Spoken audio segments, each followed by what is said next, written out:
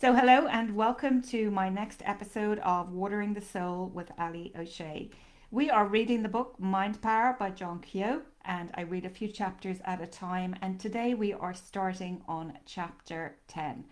So, let's dive right in, everybody. Man has his future within him, dynamically present, alive at this present moment. Abraham Maslow. What is happening right now in your life is not happening to you as a result of chance. Your past consciousness has helped create it. Your now has its causes and roots in the past. Consider the following analogy. When you look up into the sky and see the stars, what you are actually seeing is the past, because some of those stars no longer exist. This is possible because stars are hundreds and thousands of light years away, meaning that it takes their light traveling at 186,000 miles per second, hundreds or thousands of years to reach the Earth. Thus, the light we see from a star a few hundred light years away is actually light it emitted 100 years ago.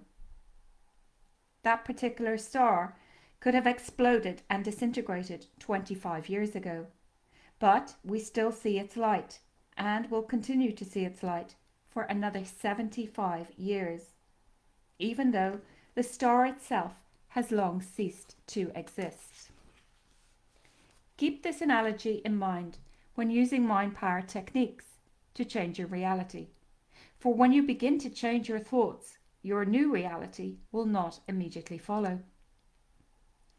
There will always be a certain time lag during which you will be in position of developing a new consciousness, but still stuck with your old reality.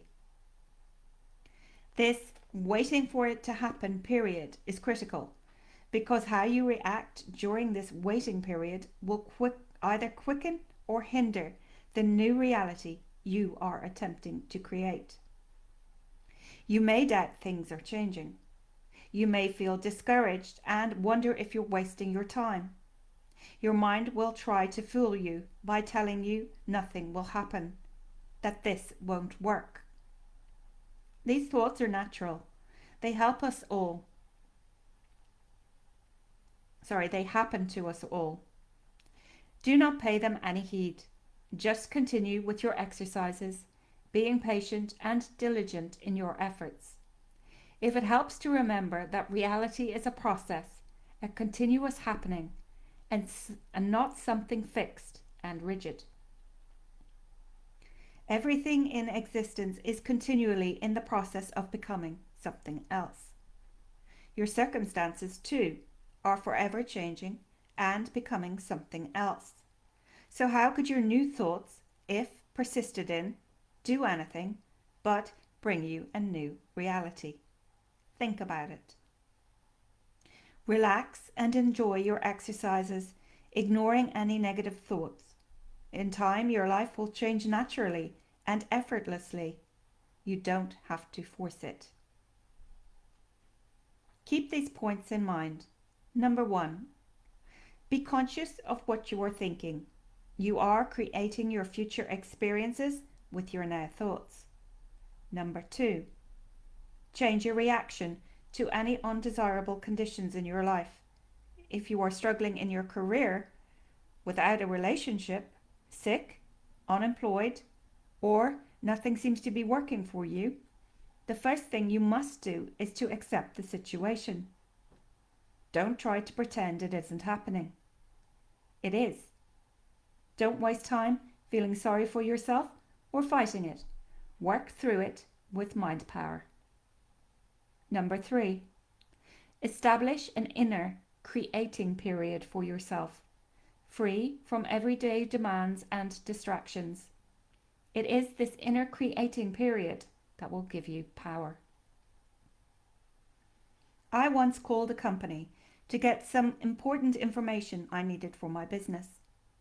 The woman I spoke to asked me to call back in half an hour, explaining, "I'm sorry, we can't get into our computer right now. It's running a program." I put the receiver down and thought to myself, that's exactly how we practice mind power. When we run a mental program, we close off our mind to all outer distractions and run our program over and over again in our mind. Change is a cumulative process. Imagine you have an eyedropper full of red dye, and every day you squeeze one drop of dye into a large bowl of water. At first you would see no effect, because the dye would quickly dissipate and be absorbed. If, however, you continue to add a drop every day, the water will gradually turn from clear to pale pink, to deep rose, and finally to a deep, brilliant red. In creating a new reality for yourself, your eyedropper is that daily creating period during which you detach yourself from your worries, your difficulties, and your now. This period can be anything from 5 minutes to 30 minutes, so long as you observe it every day. By regularly and diligently applying the techniques you have learned, an ever-increasing effect is seen. Those who practice half-heartedly soon fall by the wayside, but nothing is beyond the reach of those who have vision, understanding, and commitment. Will you dare to believe in your vision as being stronger and more potent than your circumstances? Are you willing to infuse yourself daily, without fail, with thoughts of your desired reality? Will you persevere, trusting in your daily practice and refusing to believe otherwise, even in the face of seemingly unchanged or contradictory conditions? If you can, then you shall have whatever you desire. You will step forward boldly into the world, and the world will give you whatever you ask of it. Chapter 11. Concentration and Contemplation. To fully understand a grand and beautiful thought requires perhaps as much time to conceive it. Jean Kehoe.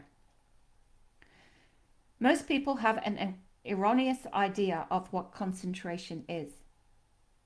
They associate it with hard work and sometimes painful school memories, convincing themselves in the process that concentrating is difficult. If, however, you've ever lost yourself in the enjoyment of a movie or a concert, you found that concentrating actually comes quite naturally when you are absorbed in something that you enjoy. Concentration requires no superhuman effort, but it does require practice.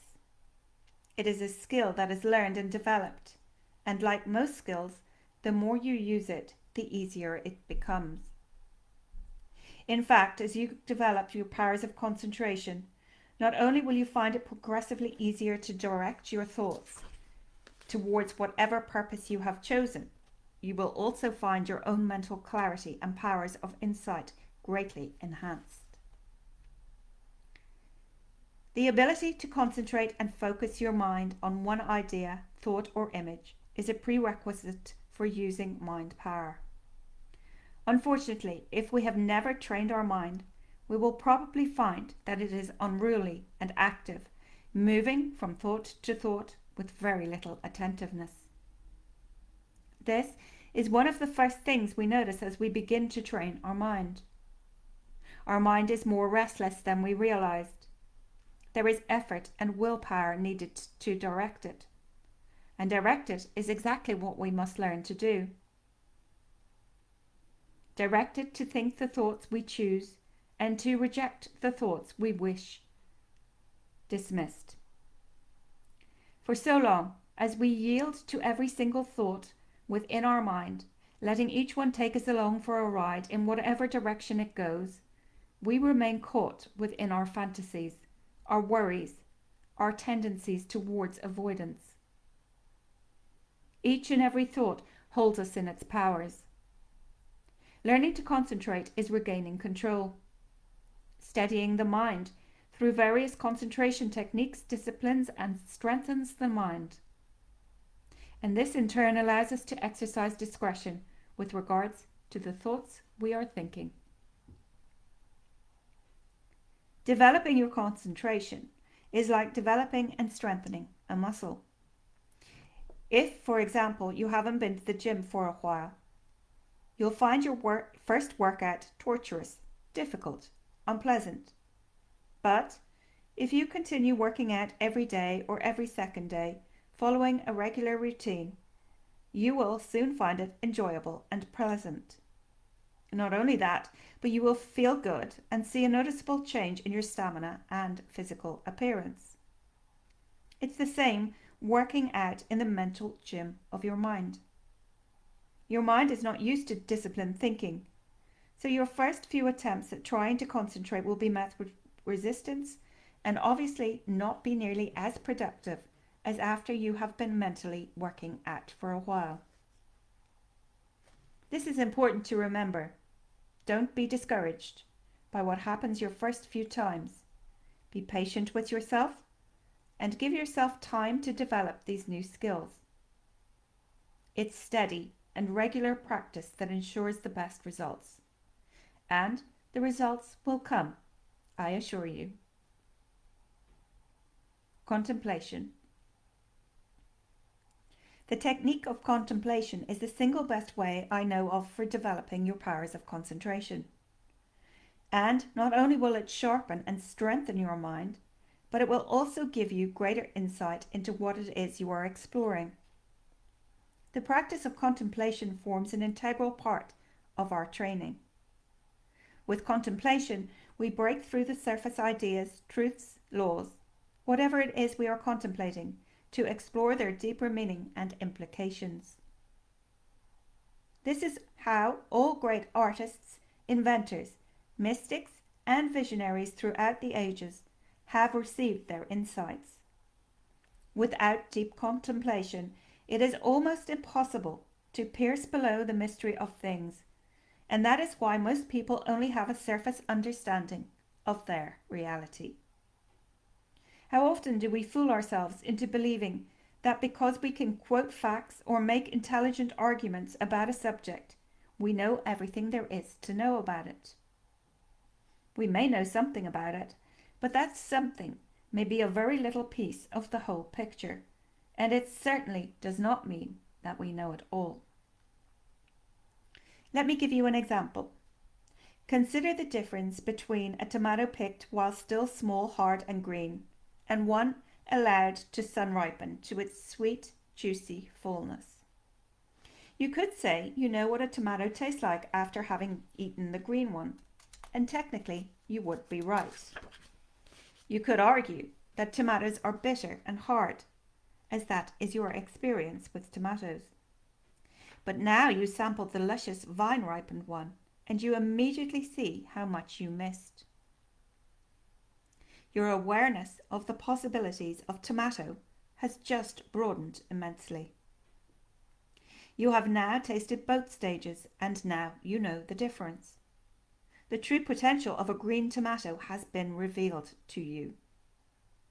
Likewise, you could say after reading this book once that now you understand how mind power works.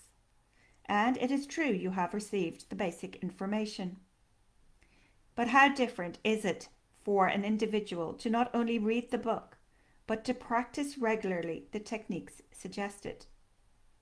This person will have a far greater capacity to know and understand the powers of the mind than someone with mere intellectual or factual knowledge. Likewise, a person who contemplates any subject for a period of time will have a far deeper understanding than one who does not. How to practice contemplation. Contemplation is using your mind like a searchlight to seek out new information. It is to take up one idea, thought, law, or truth and probe it deeply. It is disciplining your mind to remain focused on whatever it is you are contemplating as you rearrange its contents, thinking them over, establishing new relations, discovering hidden likenesses, and previously unthought of connections.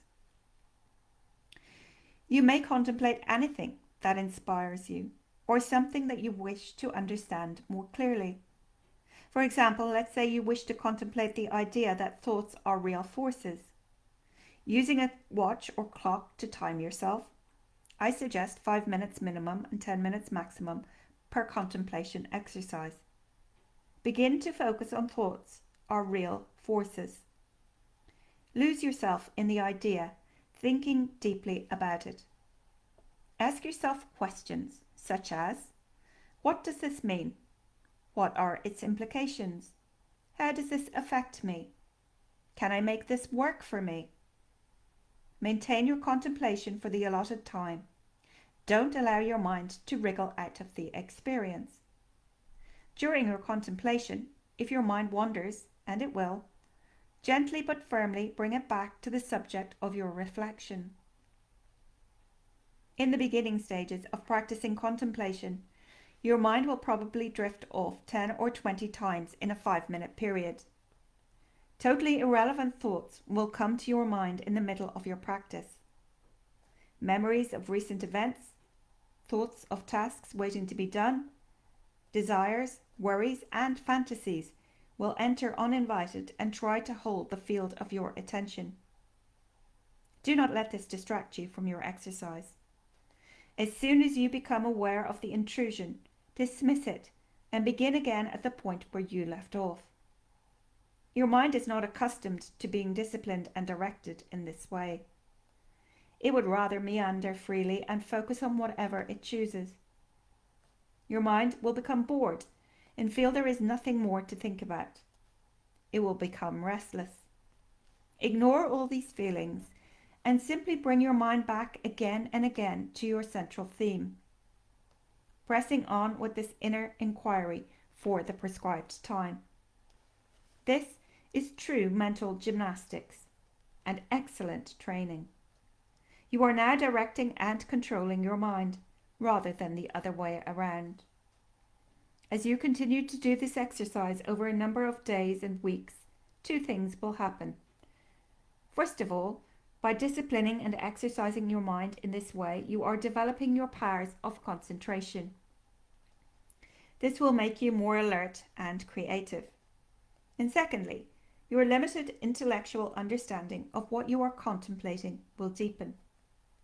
You will find that during the exercise you will sometimes experience a sense of excitement and enlightenment as the truth comes alive within you. It is a good idea to keep a pen and paper handy when contemplating so that you can write down any new insights as they come to you. You will find yourself experiencing an emotional level of acceptance of what you are contemplating, and this is far more gratifying and powerful than any simple intellectual understanding. You will penetrate deep into the heart of that subject. The latent power of the mind is developed by exercise. The ability to think correctly and powerfully comes with practice. Begin today to strengthen your powers of concentration by practicing contemplation. You may choose to contemplate the notion that you possess a powerful subconscious mind, or that thoughts influence reality, or any of the other hundreds of life-changing principles contained in this book. But whatever you choose to contemplate, the rewards awaiting your efforts are myriad. Chapter 12. Beliefs and Imprinting. All truly wise thoughts have been thought already thousands of times. But to make them truly ours, we must think them over again honestly, till they take root in our personal experience. Goethe. There is no area in our life, about which we don't have a set of beliefs and assumptions, some of which we accepted back in early childhood and have defended ever since. Once acquired, we rarely question our beliefs. We naturally assume they are all true. Why else would we have them? If we think it's hard to make money, it's because it is hard to make money. If we feel we are worthless, it's because we are worthless. If we think there are no opportunities for us, it's because there are no opportunities. We will doubt and scrutinize almost all aspects of ourselves and our life, but our beliefs are always the last to be challenged. What you believe is what you get. Most of us have unwittingly used our beliefs against ourselves many times. If you look at any of your problem areas, you'll probably find they are rooted in faulty and limited beliefs. So if you are having problems with your relationship, examine your beliefs about relationships, all your beliefs. Likewise, if you are having problems with health, look at your beliefs about health. If you are having financial problems, look closely at your beliefs about money. After one of my lecturers, a soft-spoken man in his mid-30s, confided to me that he had difficulties in making money. He always just had enough to support himself and his family, but never enough to save and get ahead. "I'll never have enough money," he shrugged. "It's impossible to get ahead." These two negative beliefs, "I'll never have enough money" and "it's impossible to get ahead," lodged deep in his subconscious mind, were continuously at work, colouring this man's reality.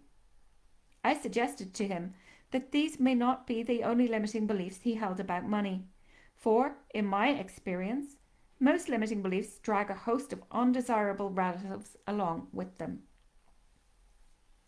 I asked him to write down all his beliefs about money and success. The resulting list was quite revealing. It included such commonly held beliefs as, "If I accept money from someone, they will go without. There are no good opportunities left to make money. Money is hard to make. Successful people are selfish, and I don't want to be selfish. And I would have to give up too much to become successful." Quite a limiting and self-defeating list. No wonder this man couldn't get ahead financially. He was at war with his own subconscious, battling a litany of beliefs which kept telling him he would have to become selfish, take from others, and give up too much in order to make more money. At another of my lecturers, a woman who had suffered constant poor health, upon examining her beliefs, that she was telling herself, "Everyone gets sick. There is so much disease around. I catch everything. My body is fragile. And disease is much more powerful than health." Luckily, she was able to eventually turn her health around by adopting new life-strengthening beliefs. The contents of your subconscious mind are of immense concern for you. If your subconscious mind has picked up worry, negativity, or limiting suggestions, it will then accept them as true and will work with that belief day and night, ultimately bringing about the corresponding situations. If it believes in poverty, failure, and trouble, then your subconscious will endeavour in 1,000 different ways to manifest those realities. What is contained in your subconscious mind and the experiences you encounter in life are directly connected to one another. Have you swallowed any snakes? There's an old Zen parable about a foolish peasant who was sent to visit his master's house. The master brought him into the study and offered him some soup. But just as the peasant was about to drink it, he noticed a small snake in his bowl. Not wanting to offend his master, he drank it anyway, and within a few days fell so ill he was brought back to the house.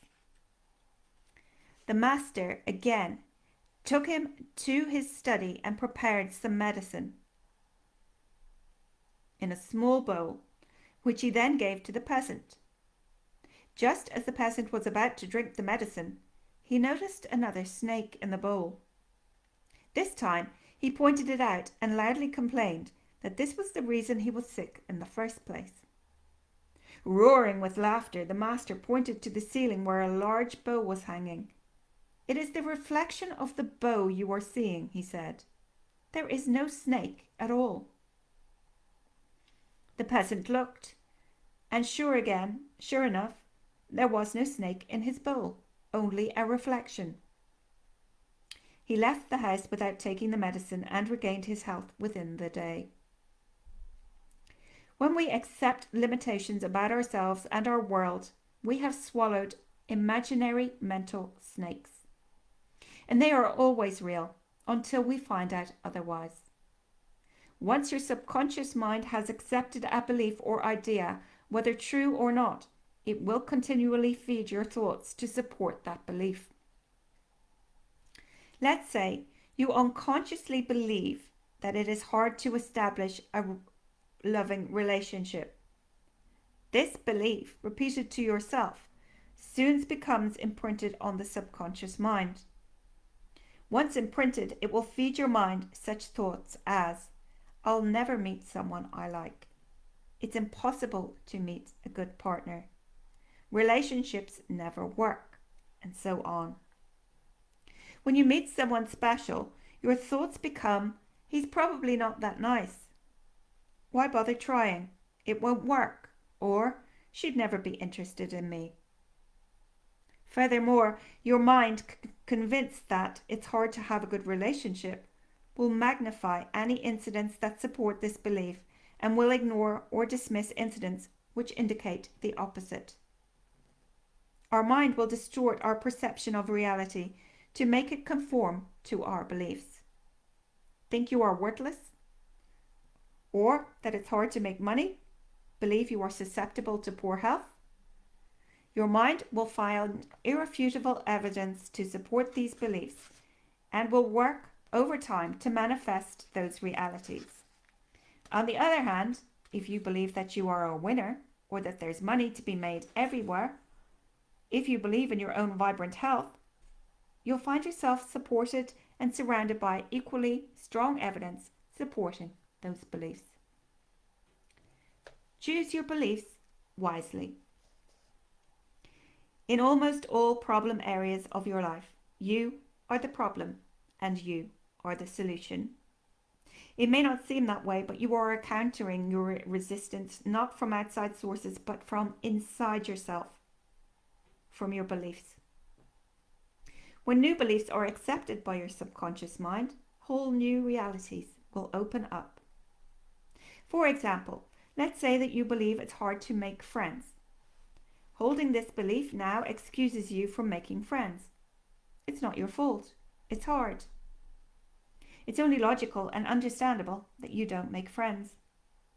Your belief deludes you into believing that your lack of friends has nothing to do with you. If you change your belief to, it's easy to make friends, your telephone may not suddenly start ringing off the hook with dinner invitations. In fact, you may not even make a few friends, but you will have changed your focus. Suddenly, the problem isn't out there. The problem is with you. Once you take responsibility for your reality, you can examine what you need to change in yourself, and sometimes that change of attitude will open up numerous possibilities. As you continue to believe that it's easy to make friends, you will find plenty of evidence to support this belief, and you will make whatever changes are necessary to take advantage of this newly emerging reality.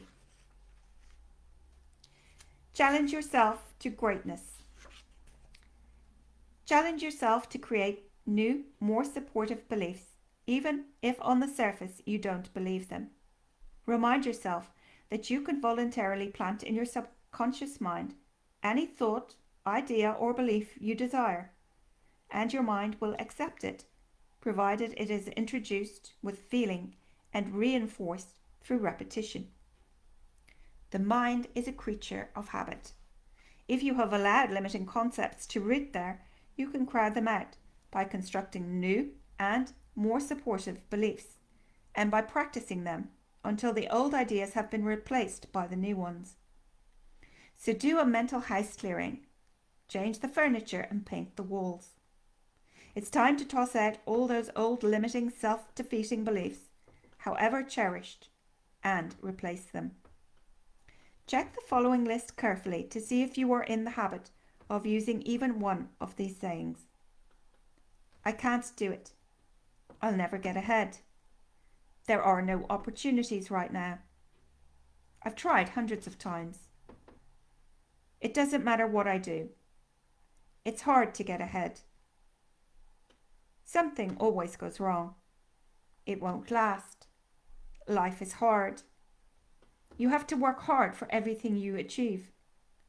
Nothing comes easy. This is not the right time for me. I don't know what to do. If any of those sound familiar, begin immediately to imprint new, more supportive beliefs. Allowing ourselves to succeed means being willing to give up the excuses, the security, and the other benefits we have derived from failure. Millions of people are content to stay as they are and will make no attempt to change. They believe life is hopeless and difficult and have resigned themselves to this fate. Nothing will shake them from it. But what about you? Explore your possibilities. Step 1. Pick an area of your life in which you are having difficulty. Finances, relationship, sex, health, business, whatever. Write down all your beliefs about that area. Take your time and be honest. Don't write what you think you should feel or what looks good. Write what you feel deep down. When you have finished, examine the list and search for limiting beliefs. We are not interested in whether those beliefs are true or not, only in whether they are limiting. This process, if done honestly, can be quite revealing in and of itself. Step 2. Beside each limiting belief, write a newer, more supportive belief. For example, limited belief. There are no ways for me to make money. New belief. There are many undiscovered ways for me to make money. Unlimited belief. It's hard to meet new people. New belief. It's easy to meet new people. Limiting belief. It's hard to make friends. New belief. It's easy to make friends. Limiting belief. I'll never get ahead. New belief. I'm bound to succeed. Limiting belief. I have no time to work on this project. And new belief. There will be lots of time to work on this project. Using the imprinting technique which follows, impress these new beliefs into your subconscious mind. Stick to 1 or 2 beliefs a month. Don't try to do too much at once. As the months roll by, you will find you have a number of powerful new beliefs working for you. Imprinting. The imprinting technique is simple. You've been using it almost since birth. You've used to learn your first language and then facts like multiplication. You immediately know the answer to 6 by 6 or 8 by 7 because the answers have been imprinted in your mind through numerous exercises and repetition. Remember how many times you wrote out and memorized your multiplication tables. You probably don't remember learning to read either, but you did so by the same method, continually repeating words and phrases and correcting yourself or being corrected when you mispronounced or misused them. Now you can speak your own language effortlessly because it has been imprinted on your mind. Like any other new information, ideas and beliefs must be imprinted in your mind before you can use them successfully. The thrill of a new idea cannot be sustained for long because inspiration, however strong, soon fades and disappears. However excited a person may be with a new idea, if he or she is unwilling to follow through on the initial enthusiasm, inevitably that person will lapse back into the original position, the old ways. When imprinting, use a combination of affirmation and contemplations. While repeating the idea to yourself, think about it. Make it real to yourself. And ignore contrary ideas. The new concept is still a tender shoot. Nurture it through its first struggling stages. Be vigilant, for without care, your unruly old ideas, like mental weeds, will take over and crowd it out. There is a necessary germination period before any new idea or belief will take root and flourish in our consciousness. It takes time. It does not happen by whipping past a new belief once or twice or even 10 or 20 times. True imprinting requires 1 to 3 months before its effects are firmly fixed in the mind. That's 30 to 90 imprinting sessions of 5 to 10 minutes a day. Can you see why people who try to adopt a new belief by reading it once or twice are doomed to fail?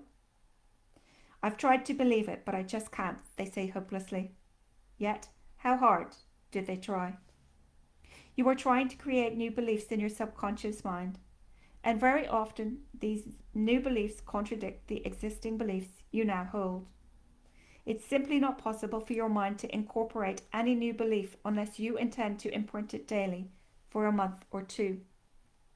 Why waste your time and disappoint yourself with half-hearted attempts? Every new belief needs time and attention to flourish. Anything less will not succeed. Now, repeat after me. Every new belief needs time and attention to flourish. Every new belief needs time and attention to flourish. Every new belief takes time and attention to flourish. Get the message? So that was chapters 10, 11 and 12 from the book Mind Power, and I do so hope that you enjoyed that. I thank you so much for being here and watching with me today. For now, I'm going to love you and leave you, and I will see you on the next episode of Watering the Soul with Ali O'Shea. Much love, everyone, and namaste.